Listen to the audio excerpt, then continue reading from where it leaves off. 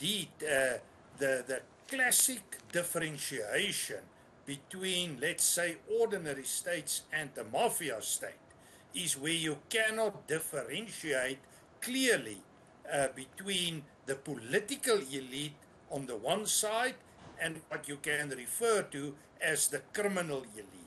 And in the South African context, there's a long history of evidence that we can provide also from an academic point of view that that differentiation doesn't exist. And what we are looking now at the moment in the Makwenazi interview or the Matlangla interviews and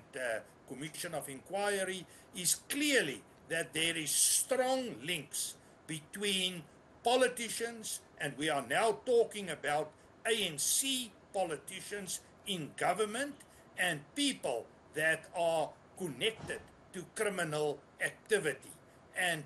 you can also look back at the Zondo Commission and you will find the same evidence. You can go further back at the Morane Commission of Investigation into Political Assassinations, the Sereti Commission that dealt with the arms deal, and also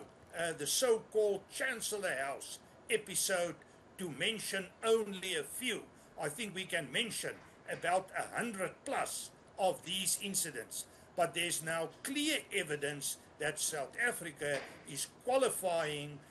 to be regarded as a mafia state according to traditional and established criteria.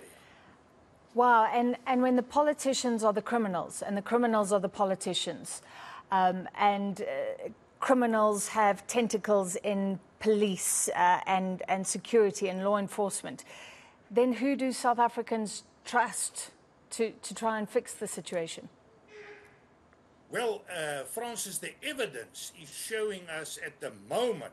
that we have something like 680,000 people involved in private institutions